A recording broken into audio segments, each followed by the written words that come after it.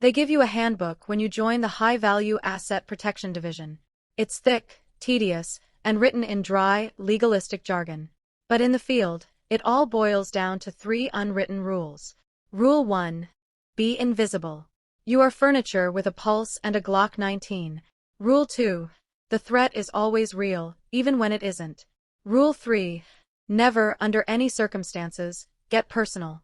I was good at the first 2. I was the best at the first 2. My name is Precious, but in a suit, with an earpiece coiled behind my ear and sunglasses shielding my eyes, I wasn't a person. I was a perimeter. I was a wall. Then came the assignment for Lily Vance. Lily wasn't just a millionaire. That word feels too small for the empire she sat atop. She was old money mixed with new tech, a pharmaceutical heiress who had spun her inheritance into a biotech conglomerate. The briefing dossier on her was 3 inches thick. Threats ranged from corporate espionage agents to obsessed stalkers. She's difficult, my handler had said, sliding the file across the metal table. She doesn't like the intrusion. She fires detail leaders within a week. Don't let her fire you, Precious. I didn't plan to. I planned to be a ghost. The first month was a masterclass in professional distance.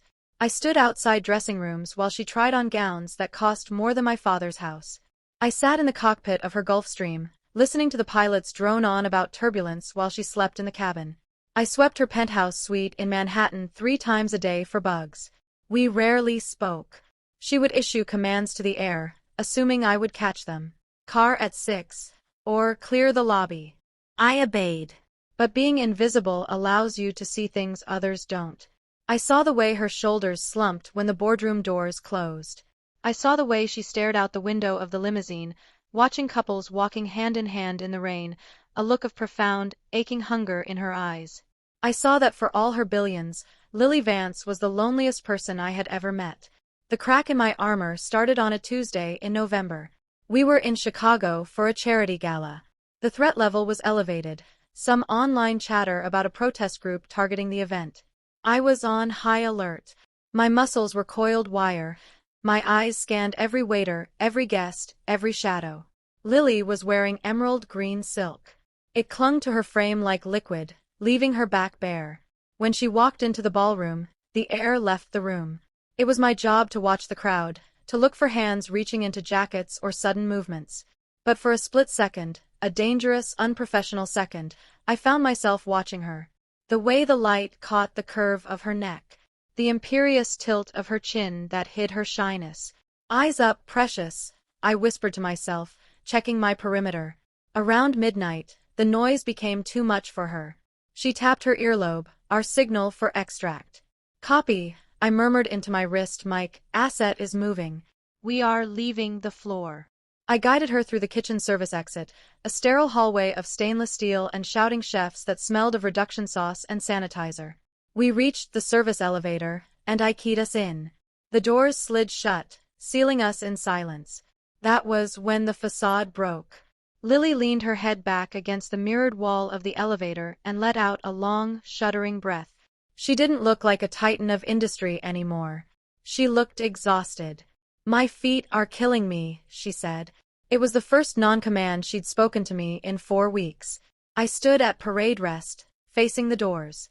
We'll be at the suite in 2 minutes, ma'am. Lily, she corrected softly. I tightened my jaw. Protocol dictates I address you as. I don't care about the protocol right now, she snapped, though there was no venom in it, only fatigue. I have spent 4 hours smiling at people who only want my money. I want to be human for 5 minutes. Can you let me be human, Precious? I turned my head slightly, just enough to see her in the periphery. She was looking at me. Not through me. At me. You are human, ma'am, I said. She laughed, a bitter, sharp sound. Am I? Sometimes I feel like a prize poodle. Or a target. She pushed off the wall and took a step toward me. And you. You're a robot. Do you even blink? I blink, I said. Prove it. She stepped closer. This was a violation of space. Rule 1. Maintain a tactical gap. But I didn't step back. The elevator hummed, rising toward the penthouse. "Take off the glasses," she whispered. I hesitated. My sunglasses were my shield. They hid where I was looking. They hid the fact that my heart rate had just jumped from a resting 60 to a thudding 95. Slowly, against every instinct drilled into me at the academy, I reached up and slid the black frames off. I folded them and placed them in my breast pocket. I looked at her. Her eyes were a startling, pale blue, rimmed with tired red. "There you are," she said softly. The elevator chimed. The moment shattered. I stepped out first, clearing the hallway, weapon hand hovering near my waist. "Clear," I said. She walked past me, the scent of jasmine and rain trailing in her wake. "Good night, precious," she said. "Good night, ma'am." After that night, the dynamic shifted. It was subtle, a shift in gravity. She started asking me questions. "Where did you grow up? Do you like jazz? Do you have family?" I kept my answers short, clipped. "Ohio. It's fine. A sister." I was trying to rebuild the wall. But Lily was persistent. She was used to getting what she wanted, and apparently, what she wanted was to know the person who would take a bullet for her. The breaking point came 2 weeks later in Aspen. We were at a private chalet. A blizzard had rolled in, grounding the chopper and blocking the roads. We were snowed in. The support team was in the guest house down the hill, but I was stationed in the main lodge with her, guarding the primary access points. The power flickered and died around 9 p.m. The backup generators kicked in, bathing the chalet in a dim, amber emergency light. I was in the library, checking the window locks for the third time, when she walked in. She was wearing oversized cashmere loungewear, hugging a mug of tea. She looked soft, touchable. "The heating in my room is rattling," she lied. I knew it was a lie because I had checked the HVAC systems myself that morning. "I can take a look," I said, moving toward the door. "No," she said, stepping in my path. "Stay, please." She set the mug down on a mahogany table. Outside, the wind howled, rattling the heavy panes of glass. Inside, the silence was heavy, charged with static. "I feel safe with you," she said. It was a simple statement, but it hit me harder than a physical blow. "That is my job, ma'am."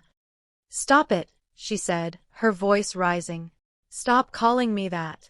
Stop pretending there isn't this." She gestured vaguely between us. I stiffened. "There is nothing between us. There cannot be. I am your detail. You are the principal. If I cross that line, I can't protect you. I lose my objectivity." "Screw your objectivity," Lily shouted. It was the first time I'd ever heard her raise her voice. "I don't want a guard dog tonight, precious. I want you. I see the way you look at me when you think I'm not looking. I see how your hand twitches when I'm near you." She closed the distance. We were inches apart now. I could see the pulse jumping in her throat. "Tell me I'm wrong," she challenged. "Tell me you don't feel it, and I will walk out that door and never bring it up again." I opened my mouth to lie. I opened my mouth to say I don't know what you're talking about. It would have been the professional thing to do. It would have saved my career. But I looked at her, standing there in the dim amber light, brave and terrified all at once, and the lie died in my throat. "I can't," I whispered. Lily's expression softened, breaking into something akin to relief. She reached out, her fingers trembling slightly, and brushed the lapel of my suit jacket. Her hand moved up, tracing the line of my jaw. Her skin was fire against my cool professionalism. "Then break the rules," she breathed. She rose on her tiptoes. Rule 3 screamed in my head. "Do not engage. Do not engage." I engaged. I brought my hands up, intending to push her away, but instead, they found her waist. The silk of her shirt was smooth under my rough palms. I pulled her in. When our lips met, it wasn't tentative. It was a collision. It was months of silent car rides, months of stolen glances, months of suppressed adrenaline pouring out into a single point of contact. She tasted like tea and expensive wine. She kissed me with a desperation that matched my own, her hands tangling in my hair, pulling me down to her level. The world narrowed down to the heat of her body and the sound of her breathing. I backed her up against the heavy oak desk, knocking over a stack of files. Neither of us cared. I wasn't guarding her anymore. I was drowning in her. For a long time, or maybe just a minute, time had ceased to be a relevant metric. We just existed in that space. Her hands roaming my back, my hands framing her face, terrified that she might disappear if I let go. She pulled back, just an inch, her forehead resting against mine. We were both panting. "You're fired," she whispered, a smile playing on her swollen lips. My stomach dropped. "What?" "You're fired as my bodyguard," she clarified, her thumbs stroking my cheekbones. "I'll hire a new team tomorrow. Someone I don't want to kiss senseless." "Lily," I warned, my voice raspy. "You know I can't stay if I'm not on the detail." "Then stay as my partner," she said fiercely. "Stay as whatever this is. I have enough money to buy the security firm, Precious. I don't care. I just need you to stay." I looked at her. Really looked at her. I thought about the handbook. I thought about the years of training. I thought about the strict, lonely life I had built for myself. Then I looked at Lily, who was looking at me like I was the only solid thing in her spinning world. "Okay," I said. She smiled, radiant and real. "Okay. Okay." I leaned in and kissed her again, slower this time, savoring it. I had broken every rule in the book. I had compromised the asset. I had failed the mission. But as she melted into my arms, safe and sound, I knew I had never protected anyone better. The resignation letter was on my boss's desk the next morning. He didn't understand. He thought I'd burned out. He thought the stress got to me. I didn't correct him. I sat in the terminal of the private airfield 3 days later. Not in a suit, but in jeans and a leather jacket. No earpiece. No gun. Lily walked out of the car, flanked by her new detail, 2 guys twice my size who looked like they chewed gravel for breakfast. She spotted me across the tarmac. She didn't wave. She didn't signal. She just smiled. I walked over to the jet, bypassing the security check because, well, I was with the owner. "Ready to go?" she asked, taking my hand. I squeezed it. Ready. I wasn't guarding the millionaire woman anymore. But I was still going to watch over her. That was a rule I made for myself. And it was the only one that mattered.